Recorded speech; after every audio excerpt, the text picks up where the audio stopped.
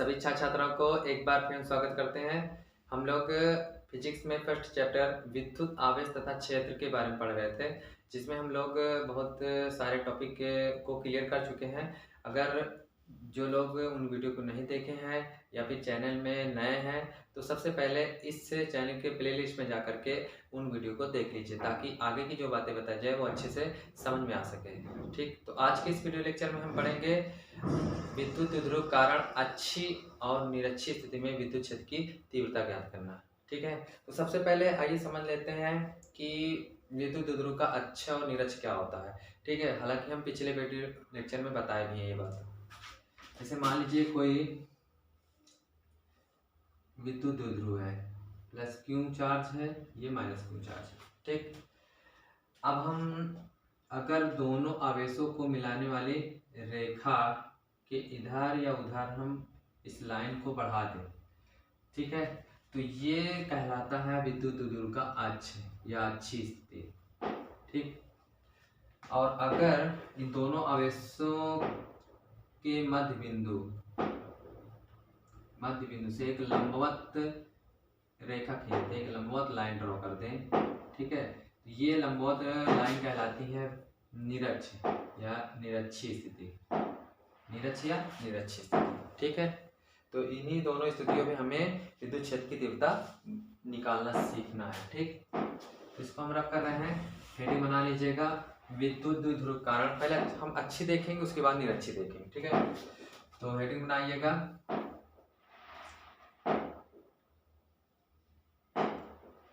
विद्युत द्विध्रुव के कारण अक्षीय। अच्छा, अच्छी को एक नाम से और जाना जाता है अनुदैर्ध्य। क्या? अनुदैर्ध्य। अनुदैर्ध्य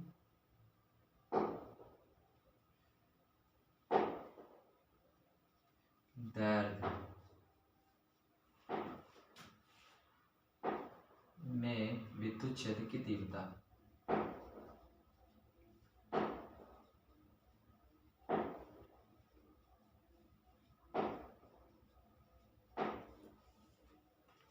ठीक है,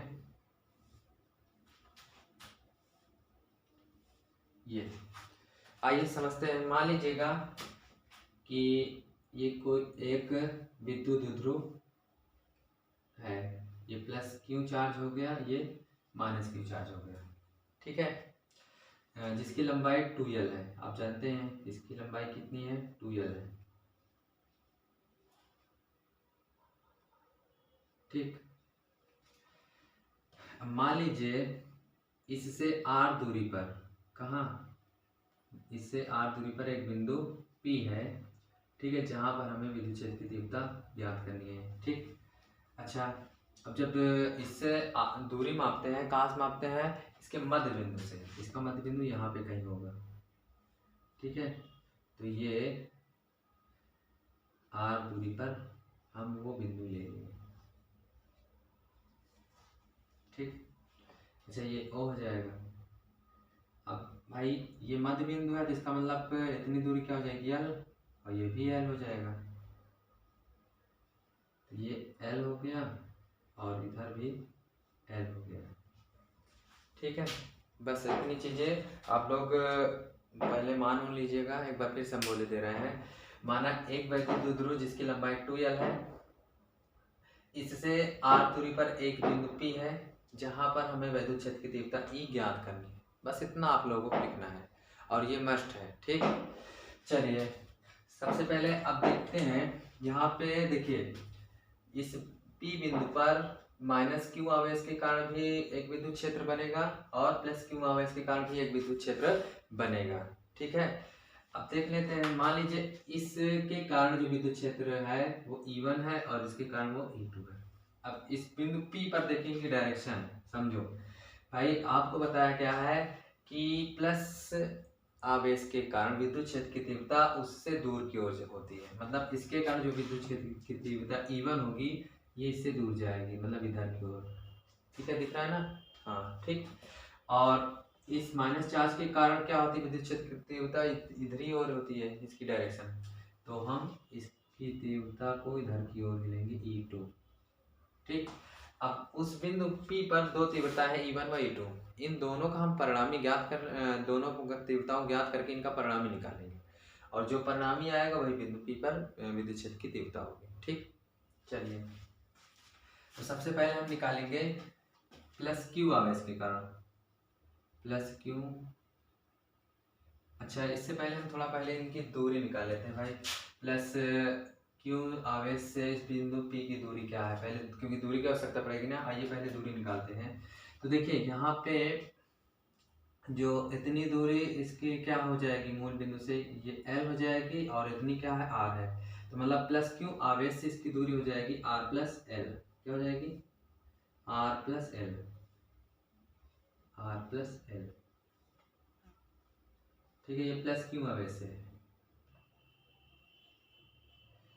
अच्छा, माइनस Q आवेश से देख लेते हैं। देखिए फिर से समझ लीजिए, R प्लस L क्यों आया भाई, इतना L ये है और इतना टोटल R है। ठीक, तो R प्लस L हो जाएगा। अब माइनस आवेश से मतलब यहाँ से दूरी, तो थोड़ा समझिए, टोटल दूरी कितनी R है और इतनी L है। जब हम R से L को निकाल देंगे तो ये दूरी बचेगी ना। ठीक है, तो ये कितनी हो जाएगी, R माइनस L। ये ठीक, चलिए अब निकालते हैं। तो क्या लिखेंगे, प्लस Q आवेश के कारण, प्लस Q आवेश के कारण बिंदु P पर विद्युत क्षेत्र की तीव्रता,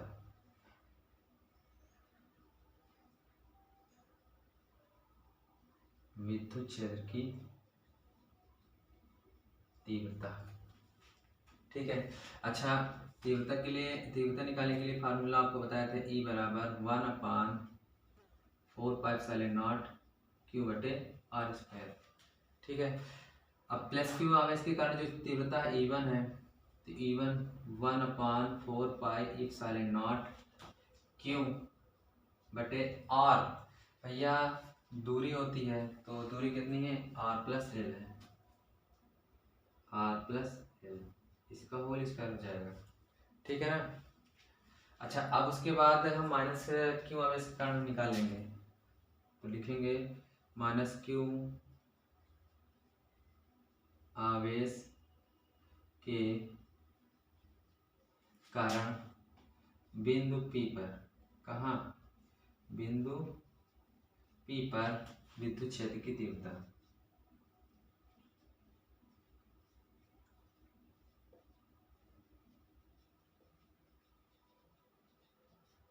विद्युत क्षेत्र की तीव्रता। ठीक, तो ये हो जाएगा, इसके कारण हमने E2 माने हैं, तो E2 बराबर हो जाएगा, फार्मूला तो वही रहेगा, 1/4πε0 आवेश भी Q पर दूरी क्या है, दूरी है R माइनस L की, तो ये हो जाएगा R माइनस L का होल स्क्वायर। ठीक, कितना हो जाएगा, R माइनस L का होल स्क्वायर। अब बिंदु P पर निकालेंगे।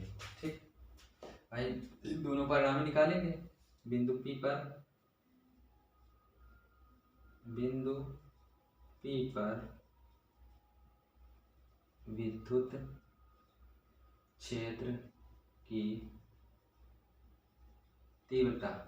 ठीक है, तो बिंदु P पर वही E1 व E2 तीव्रताएं हैं, इनका परिणामी निकालेंगे। तो भैया देखिए, परिणामी निकालने के लिए तीन स्थितियां बताए थे। अगर उस बिंदु पर दोनों तीव्रताएं सेम डायरेक्शन में है तो उनको जोड़कर निकाला जाता है परिणामी, और विपरीत डायरेक्शन में है तो घटा के निकाल लेते। तो विपरीत, देखिए विपरीत डायरेक्शन है तो इनका अंतर निकालेंगे। अंतर मतलब बड़ी वाली से छोटी वाली का घटाना। तो अब देख लीजिए इसमें कौन बड़ा है, तो ध्यान दीजिए R प्लस L और R माइनस L वाली दूरी देखिए भाई, सब में तो 1/4πε0 क्यों है, ये तो सेम है, पर इन दोनों में देखकर हम बता सकते हैं। तो यहाँ पे अगर देखें तो R प्लस L वाली दूरी क्या है, बड़ी है, और जब कोई बड़ी संख्या से भाग दिया जाता है, ठीक है, तो वो छोटी आ जाती है। इसका मतलब है कि E1 तो छोटा है, बड़ा कौन है, E2 बड़ा है। ठीक है, क्योंकि ये वाली दूरी छोटी है। ठीक, तो यहाँ से हम निकालेंगे ई जो, वो E2 से E1 को माइनस कर देंगे। ठीक, तो यहाँ पे देखेंगे E2 कितना है, ये है 1/4πε0 क्यू बटे R माइनस एल का होल स्क्वायर, माइनस E1 ये है 1/4πε0 क्यू बटे R प्लस एल का होल स्क्वायर। ठीक है, चलिए अब अगर इसमें ध्यान से देखा जाए तो 1/4πε0 क्यों क्या है, कॉमन है, तो क्या बचेगा 1/R माइनस एल का whole square minus 1/R plus L का होल स्क्वायर। ठीक है, कितना बचेगा। अब आगे देखिए भैया, इन दोनों का एलसीएम ले लेंगे, तो ई बराबर यहाँ से हमें मिले रहा है 4πε0 क्यू। अब यहाँ से एलसीएम ले लेंगे, R minus L whole square है ना, R प्लस एल का होल स्क्वायर। ठीक, तो इसका इधर गुणा हो जाएगा R प्लस एल का होल स्क्वायर प्लस माइनस लगा है, माइनस इसका इधर गुणा हो जाएगा R माइनस एल का होल स्क्वायर। ठीक है, अब 1/4πε0 क्यों। अच्छा, इसमें देखिए, इसका अगर इसको पूरा a माना जाए, इसको पूरा b माना जाए, तो यहाँ से a² माइनस b² का हम फार्मूला लगा सकते हैं। ठीक है, तो लगा देते हैं, तो ये हो जाएगा R प्लस एल, मतलब a प्लस b होता है तो R plus L plus R minus L हो जाएगा, और दूसरे ब्रैकेट में a माइनस b होता है तो R plus L minus R, फिर माइनस का अंदर बढ़ोगे ये माइनस माइनस प्लस हो जाएगा। ठीक है, बटे इसमें देखिए ये a plus B into A minus B का बन जाएगा सूत्र, a² माइनस b², यहाँ भी तो R² माइनस एल² का होल स्क्वायर। ठीक है, ये अब देखिए यहाँ से L से L कट जाएगा और यहाँ से R से R कट जाएगा। ठीक, तो 1/4πε0 क्यू R मिलकर के क्या हो जाएगा, R मिलकर के 2R हो जाएगा। ठीक है, और L मिलकर के 2L हो जाएगा, बटे R² माइनस एल² का होल स्क्वायर। ठीक है, अच्छा इतना आप लोग नोट करेंगे क्या, क्योंकि जगह का अभाव है। ठीक, अच्छा यहाँ से थोड़ा गलत हो गया, L है ना, तो 2L हो जाएगा। ठीक, चलिए थोड़ा सा और एक लाइन कर देते हैं, 1/4πε0, इसको हम ये लिख सकते हैं भाई 2R है ही है, 2R को एक साइड करके क्यू गुणे 2L लिख सकते हैं, क्यू गुणे 2L बटे R² माइनस एल² का होल स्क्वायर। चलिए इसको नोट कर लीजिए, फिर इधर का हम रफ करके तब आगे बता देंगे, थोड़ा सा लॉन्ग डेरिवेशन है। ठीक, अब भाई इंपॉर्टेंट है तो कुछ लॉन्ग रह गई है। ओके, तो इसको आप लोग नोट कर लीजिए, चाहे स्क्रीनशॉट ले लीजिए, हम हट गए हैं। चलिए इसको हम रफ कर रहे हैं। ठीक,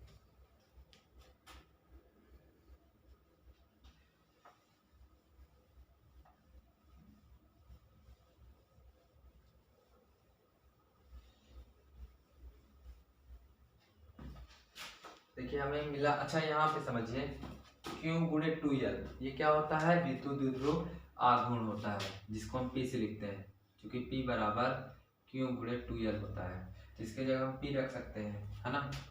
अच्छा एक बात और है, आप जानते हैं जो आवेशों के बीच की दूरी अर्थात जो द्विध्रुव की लंबाई होती है यानी 2L, वो बहुत ही सूक्ष्म दूरी होती है।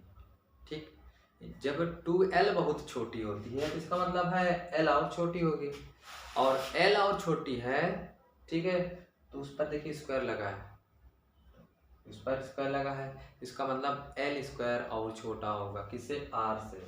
ठीक है, यहाँ से हम कह सकते हैं कि R² से एल स्क्वायर जो है क्या है, छोटा है, सॉरी यहाँ पे उल्टा लिख दे रहे हैं, एल स्क्वायर छोटा छोटा छोटा किससे, आर स्क्वायर से। तो हम इस कंडीशन में क्या करते हैं, एल स्क्वायर को छोड़ देते हैं, नगण्य मान लेते हैं। तो जब इसको नगण्य मान लेंगे तो क्या बचेगा, आर की पावर 4। ठीक, तो बचा क्या, ई बराबर 1/4 pi epsilon naught 2r into, ये पी हो जाएगा भाई, ये क्या है, पी है, तो यहाँ पे पी रख देंगे बटे, अब ये आर स्क्वायर का स्क्वायर 1/4 पाई साले नॉट, ये देखो 2r इंटू ये r की पावर 4 हो जाएगा, देखो 2 दूना 4। अच्छा एक r से यहाँ पी कर नहीं लिखे, एक r से एक r का ऐसे 3 बचेगा, तो मिल जाएगा हमें 1/e बराबर 1/4 pi epsilon not 2p by r cube. ये होती है वैद्युत द्विध्रुव की अच्छी स्थिति में विद्युत क्षेत्र की तीव्रता। अच्छा ये जब वैद्युत द्विध्रुव किस निर्वात में रखे हो, किसके लिए, ये निर्वात में है, मान लीजिए किसी माध्यम में रखे हो, तो उसके लिए क्या होता है, वो उसके लिए होता है e बराबर 1/4 पाई एप्सिलॉन नॉट के आ जाता है, क्या आ जाता है, के आ जाता है 2p बटे r क्यूब। ठीक, ये माध्यम में हो। चलिए इसको आप लोग नोट कर लीजिए, ठीक है, स्क्रीनशॉट ले लिया करिए तो जल्दी हो जाया करेगा। ठीक, चलिए अब इसको हम रब कर रहे हैं। ठीक है, अब हम अगली चीज समझेंगे निरक्षीय स्थिति में। ठीक है, तो हेडिंग बना लीजिएगा, विद्युत द्विध्रुव के कारण, विद्युत द्विध्रुव के कारण निरक्षीय स्थिति में। अच्छा निरक्षीय को बोला जाता है अनुप्रस्थ स्थिति, निरक्षीय को एक नाम से जानते हैं क्या, अनुप्रस्थ स्थिति। ठीक, तो इसी को हम बना दे रहे हैं यहाँ पे अच्छी जगह, निरक्षीय कारण निरक्षीय या अनुप्रस्थ। ठीक है, अनुप्रस्थ निरक्षीय स्थिति, यहाँ पे स्थिति डाल लीजिएगा। ठीक, निरक्षीय स्थिति या अनुप्रस्थ स्थिति में विद्युत क्षेत्र की तीव्रता। आइए इसको समझते हैं। चलिए मान लेते हैं एक ये कोई विद्युत द्विध्रुव है। ठीक है, यहाँ पे मान लीजिए, मान चलिए ये प्लस क्यू चार्ज है और ये माइनस क्यू चार्ज। ठीक है, मान लीजिएगा इससे इसके मूल बिंदु O से, ठीक है, R दूरी पर, कहाँ, R दूरी पर निरक्ष पर। ठीक है, इसके निरक्ष पर मूल बिंदु से R दूरी पर एक कोई बिंदु P है, क्या है, P है, ये R दूरी पर। ठीक, कोई एक बिंदु P है जहां पे हमें क्षेत्र की तीव्रता ज्ञात करनी है। इसमें भी अपना मानना लिख लीजिएगा। ठीक, फिर से बोल दे रहे हैं, माना एक विद्युत द्विध्रुव जिसकी लंबाई 2l है, इसके निरक्ष पर मूल बिंदु से R दूरी पर एक बिंदु P है जहां पर विद्युत क्षेत्र की तीव्रता ज्ञात करनी। ठीक, इतना चीजें लिखना है। अच्छा इस आवेश को P से मिला देते हैं। ठीक, और इसको भी मिला देते हैं। अच्छा इसका नाम दे देते हैं, मान लीजिए ए सिरा है। ठीक है, क्या है, ए सिरा, इस पर प्लस क्यू चार्ज है, और ये बी सिरा है जिस पर माइनस क्यू चार्ज है। ठीक, अच्छा ये टोटल लंबाई 2l होती है, तो ये l हो जाएगा, ये l होगा, इधर की भी l। सबसे पहले हम इस आवेश की आवेश पर बिंदु के बीच की दूरी निकाल लेते हैं। ठीक है, अब देखिए यहाँ पे ध्यान से, ये लंबवत लाइन होती है, तो ये समकोण त्रिभुज बनेगा AOP। यहाँ पे हम लिखेंगे समकोण त्रिभुज AOP में अब समकोण है, त्रिभुज है, तो हम इसमें पाइथागोरस प्रमेय लगा सकते हैं। याद करिए पाइथागोरस प्रमेय क्या होती है, कर्ण का स्क्वायर बराबर लंब का स्क्वायर प्लस आधार का स्क्वायर। ठीक, तो कर्ण क्या होगा, कर्ण ये होगा भैया वही एपी, एपी का स्क्वायर बराबर लंब आर है तो आर स्क्वायर प्लस आधार क्या यल है, तो यहाँ से एपी निकालेंगे तो root of R square plus L square. अच्छा, एपी और बीपी दोनों कितने बराबर होंगे, यानी एपी बराबर होगा बीपी कितना, root of R square plus L square. ठीक है, यहाँ पे लिख देते हैं रूट ऑफ आर स्क्वायर, पर नहीं रहा है। ठीक है, चलिए मान लेते हैं, निकाले तो वही है। अब उसी प्रकार निकालेंगे, पहले प्लस क्यू आवेश के कारण फिर माइनस क्यू। अच्छा, इसकी डायरेक्शन पहले देख लेते हैं।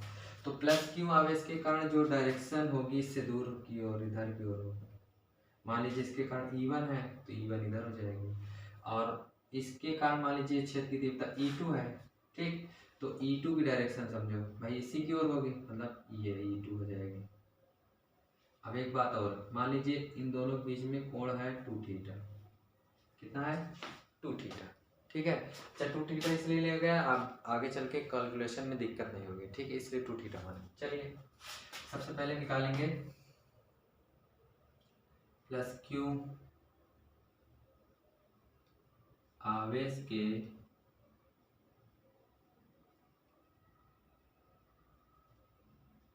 कारण, प्लस क्यू आवेश के कारण बिंदु P पर विद्युत क्षेत्र की तीव्रता, विद्युत क्षेत्र की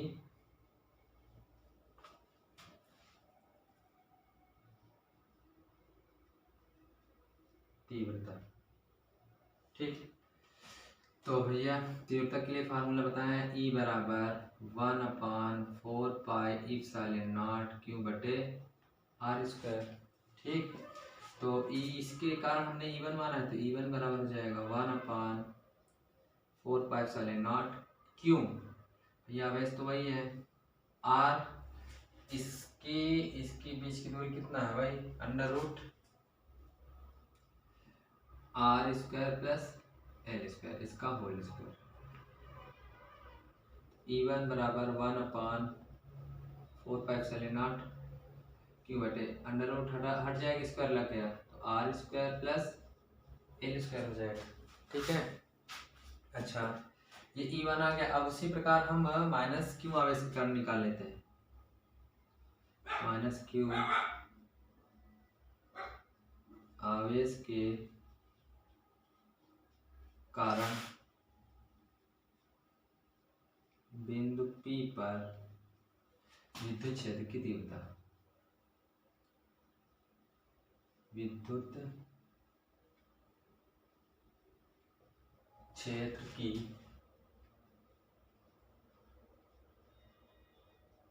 तीव्रता। ठीक है, तो इसके कारण भैया E2 माने हैं तो E2 हो जाएगा 1/4πε0। देखिए दूरी और आवेश वही है तो क्षेत्र की तीव्रता भी वही आएगी। ठीक है, अच्छा यहाँ से हम देख रहे हैं दोनों तीव्रताएं बराबर हैं।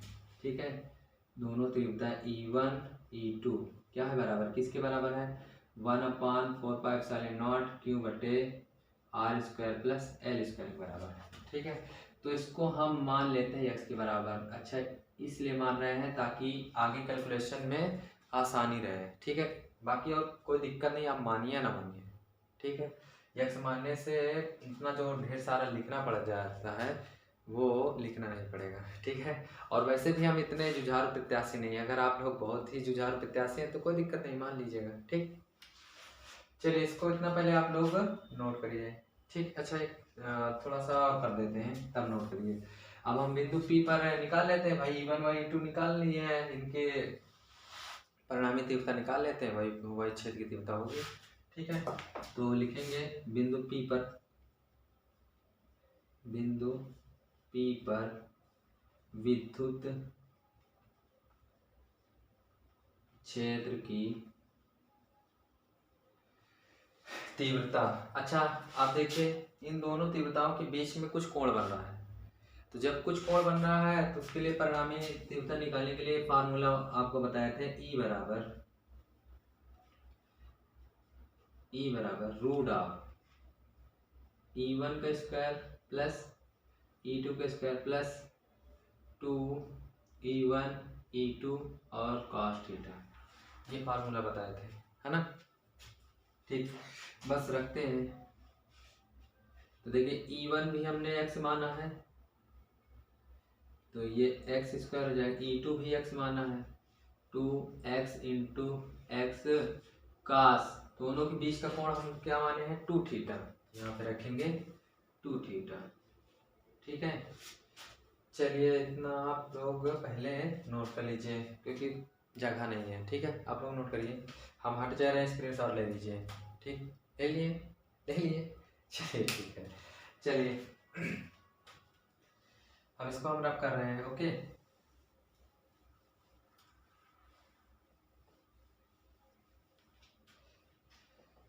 चलिए इसका सॉल्यूशन करते हैं।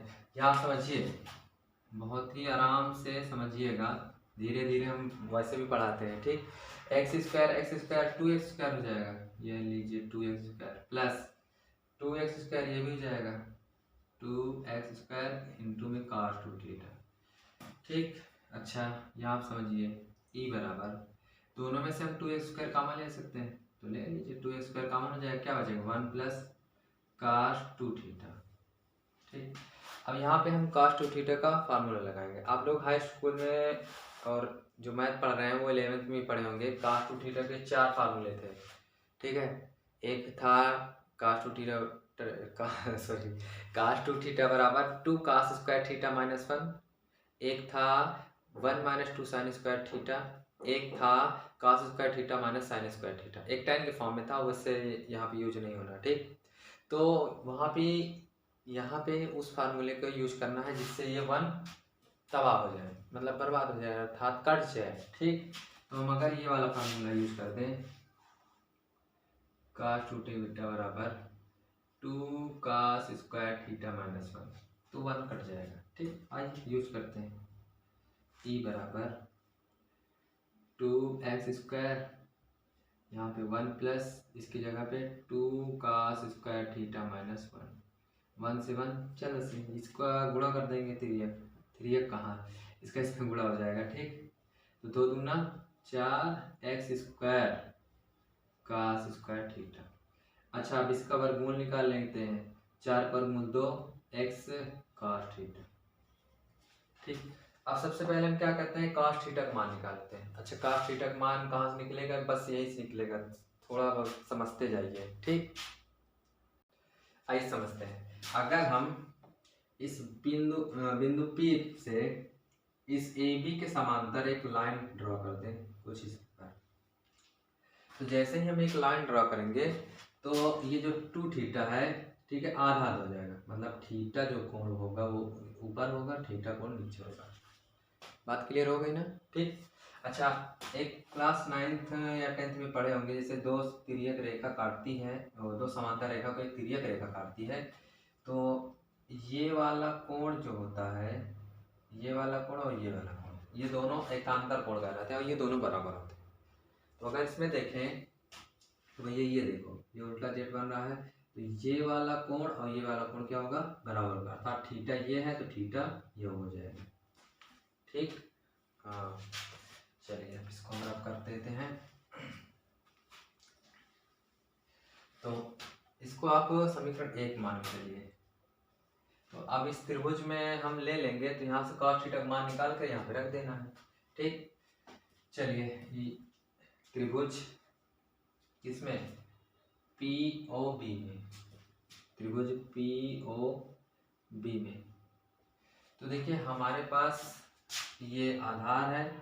ठीक, और हमें निकालना क्या है, cos थीटा निकालना है, वैसे भी आधार और धार से मतलब नहीं, हमें cos थीटा की वैल्यू चाहिए, तो निकाल लेते हैं। याद करिए, आप लोग त्रिकोणमिति पढ़े होंगे, cos थीटा बराबर होता है आधार बटे कर्ण, तो cos थीटा, देखिए थीटा के सामने देखिए ये लंब कहलाएगा, ठीक। बाकी ये फिर आधार और कर्ण ये है, और कर्ण की वैल्यू ये है, ठीक। तो आधार तो L है और कर्ण under root R square plus L square है।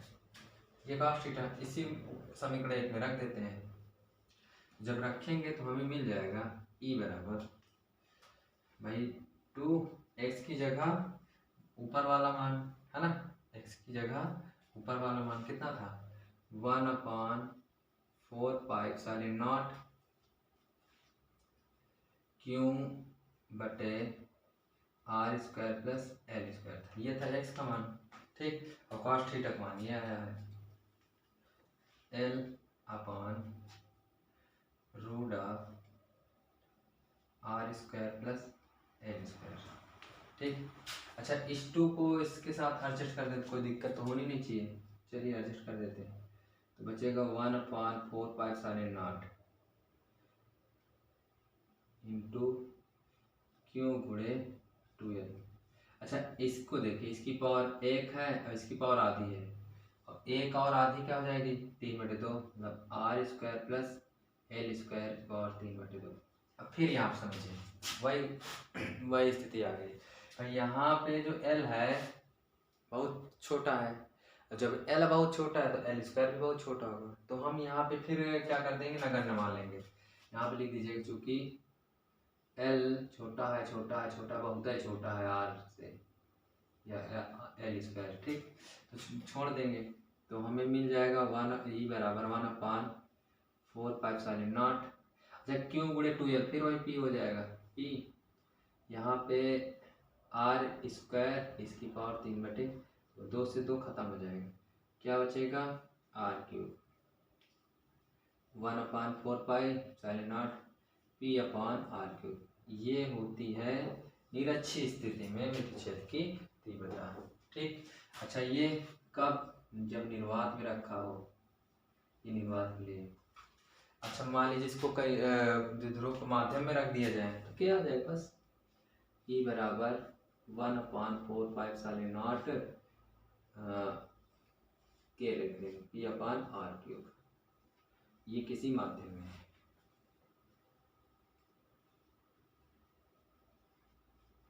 ठीक है। इस तरह से दोनों डेरिवेशन हो जाते हैं, ठीक। तो इसको आप लोग नोट कर लीजिए अच्छे से। हम हटने जा रहे हैं, चाहे स्क्रीनशॉट लीजिए चाहे एक एक करके छाप लीजिए, ठीक है। चलिए हम इसको रब करते हैं। अब कुछ हम नोट पॉइंट सीखेंगे, उसके बाद फिर आज की क्लास को यहीं पे समाप्त करते हैं। अच्छा एक छोटा टॉपिक है, एक समान विद्युत क्षेत्र में रखे द्विध्रुव घुमाने में किया गया, उसको भी यहीं पे निपटारा कर देते हैं ना, ठीक। तो चैप्टर ही समाप्त हो जाए। अच्छा एक नोट पॉइंट ये लिखेंगे, जैसे मान लीजिए भाई बिंदु अक्ष पर या निरक्ष पे ना होकर कहीं और हो जाए, मतलब जैसे ना इधर कहीं हो ना इधर कहीं हो, इधर इधर इधर कहीं भी हो सकता है, ठीक है। इसको बोला जाता है व्यापक बिंदु, ठीक। तो व्यापक बिंदु पर, या आप कह सकते हो कि किसी बिंदु पर विद्युत क्षेत्र की तीव्रता, नोट पॉइंट करके लिख सकते हैं, चाहे वो अक्ष पे हो या ना हो, किसी बिंदु पर विद्युत क्षेत्र की तीव्रता, ठीक। तो इसके लिए फार्मूला होता है ये E बराबर 1/4πε0 p/r³ और √1 + 3 cos स्क्वायर थीटा होता है, ठीक है। ये अब देखिए जैसे हमको h पे निकालना है, तो जो थीटा हो जाएगा वो 0 हो जाएगा, तो cos 0 का मान 1 हो जाएगा, तो 1 रखेंगे तो 3 × 3 और 3 × 4, 4 पर मूल 2, तो 2p/r³, ये तो आया था अच्छे में, और निरक्ष पे यहाँ 0 हो जाएगा, तो कुल मिला के ये पूरा 1 हो जाएगा, ये बच जाएगा, ठीक है ना। हाँ अब एक नोट पॉइंट और करके लिखेंगे, इसको रब कर देना, ठीक है। एक नोट पॉइंट और लिखिए, जैसे आप लोग अच्छी स्थिति में देखे थे विद्युत क्षेत्र की तीव्रता, अच्छी स्थिति में विद्युत क्षेत्र की तीव्रता क्या आई थी, ई बराबर 1/4πε0, बहुत ज़्यादा बड़ा लिख देते हैं, बहुत बेकार, 4πε0 और 2p/r³, ये अक्ष में, तो ये ई अक्ष में लिख सकते हैं, ठीक है। और निरक्षीय स्थिति में क्या आई थी, निरक्षीय स्थिति, निरक्षीय स्थिति में जो विद्युत क्षेत्र की तीव्रता आई थी, ई निरक्ष लिख देंगे, ई निरक्ष, वो आई थी 1/4πε0 p/r³, राइट, ये आई थी। अच्छा, इसको अगर समीकरण 1 माना जाए, इसको समीकरण नंबर 2 और उनका डिवाइड कराते हैं, समीकरण 1/2 से, तो देखिए क्या आएगा, ई अक्ष आ जाएगा बटे ई निरक्ष आ जाएगा, तो 1/4πε0 2p/r³ बटे 1/4πε0 p/r³, ठीक है। इससे ये कट जाएगा और इससे ये कट जाएगा, पी से पी कट जाएगा, ठीक है। तो देखिए बचा क्या, ई अक्ष बटे ई निरक्ष बराबर 2। अच्छा, इसका क्रिया गुणा कर देंगे तो ये आ जाएगा, ई अक्ष बराबर 2 गुणे ई निरक्ष, यानी यहाँ से हमें क्या पता चला कि अच्छी स्थिति की जो विद्युत क्षेत्र की तीव्रता होती है वो निरक्षीय स्थिति के 2 गुने के बराबर होती है, ठीक है, ये बात पता चली, ठीक। चलिए इसको लिख लीजिएगा।